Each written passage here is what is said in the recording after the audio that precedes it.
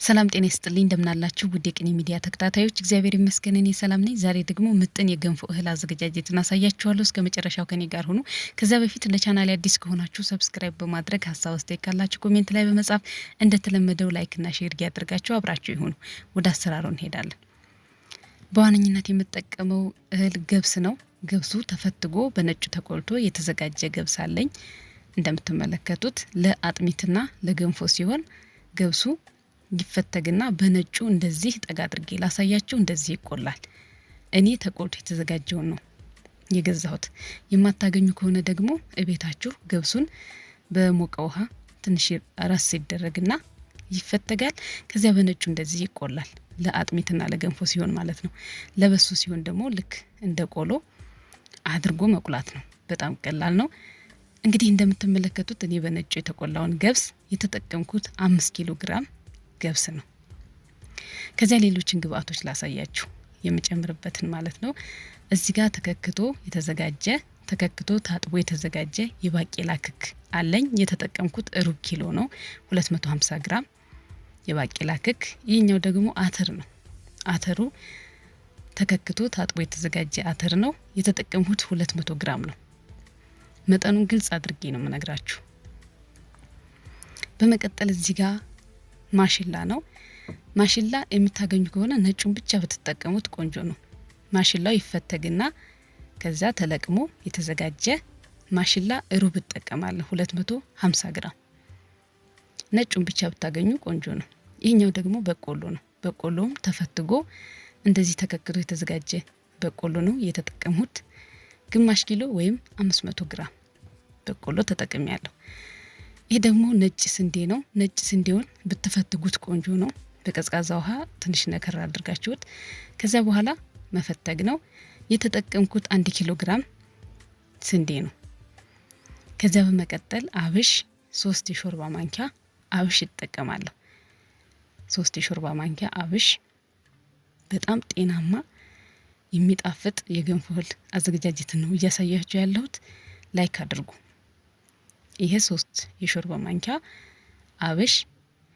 ተልባ ነጩን ተልባ ነው የተጠቀምኩት። 1 የቡና ሲኒ ተልባ ተጠቅሜያለሁ። ለ5 ኪሎ ግራም ገብስ እነዚህን ግብአቶች እጠቀማለሁ።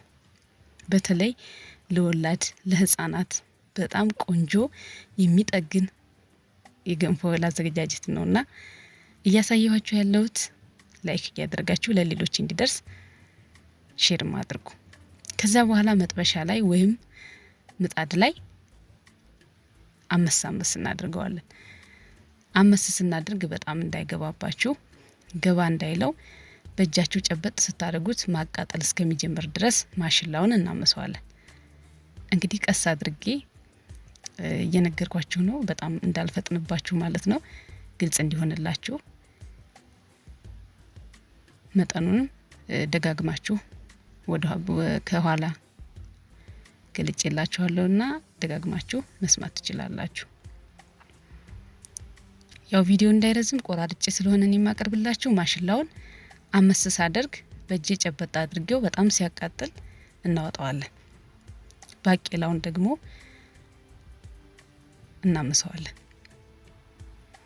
ያው የገንፎ እህል ሲሆን እንግዲህ በነጩ ነው ሁሉ ነገር የሚዘጋጀው። የገንፎና የአጥሚት በደንብ ስለሚበስል ገንፎን ስንልክ ስለምናበስለው በነጩ ነው የምናዘጋጀው። ባቄላውንም እንደምትመለከቱት እንግዲህ አመስ እናድርገዋለን ቃስ ከሚል ድረስ። እሳቱን ቀንሼ ነው አመስ ማድርገው። ሁሉንም በምጣድ ቢሆንላችሁ ግን በደንብ ይስተካከለላችኋል። እኔ ለመቅረጽ እንዲመቼ ብዬ በመጥበሻ ነው እየሰራሁ ማሳያችሁ። ሀሳብ አስተያየት ካላችሁ ኮሜንት ላይ ጻፉልኝ። እንግዲህ የተለያዩ ከዚህ በፊት የሰራኋቸው ቪዲዮዎች አሉና ፕሮፋይሌን ተጭናችሁ ወደታች ወረድ በማለት የፈለጋችሁትን የቅመም አይነት ሽሮ፣ በርበሬ የምትፈልጉትን አይነት ቪዲዮ አለላችሁና ገብታችሁ አዘጋጁ፣ ተጠቀሙበት። እንግዲህ ሁሉንም ያዘጋጀናቸውን ግብአቶች በነጩ አመስ ነው፣ በጣም እንዳይገባው። አንደኛ ዱቄቱ ይጠቁራል በጣም ሲታመስ ማለት ነው። ጣዕሙም እንደፈለጋችሁት አይመጣላችሁምና ተጠንቅቀን ማድረግ ነው። በቆሎ የተጠቀምኩት ግማሽ ኪሎ በቆሎ ነው። ድጋሚ ልንገራችሁ እንግዲህ ሁሉንም አመሳመስ እናደርጋለን ከተልባ በስተቀር። እስቲ እናንተ ደግሞ ኮሜንት ላይ እንደዚህ አዘጋጅታችሁ ታውቃላችሁ? የምትጠቀሙት ለገንፎ ምን ምን እንደሆነ እናንተ የምታውቁትን ጻፉልኝ። ላይክ እያደረጋችሁ ቪዲዮን ተመልከቱ። አብሹን ደግሞ እንዴት እንደምቆላው ላሳያችሁ። አብሹን ከቻላችሁ ገንፈል ወይም መፈተግ ትችላላችሁ።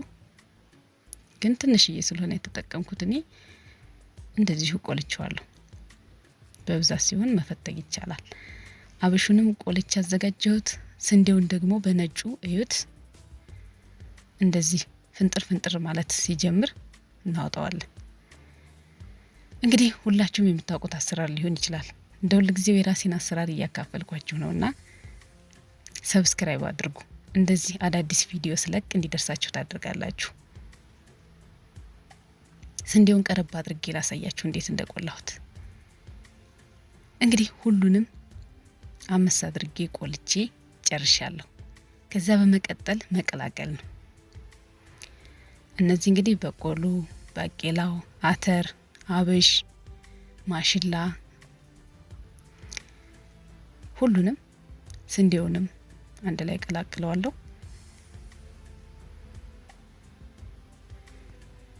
አሁን ስንዴውን አደርገዋለሁ።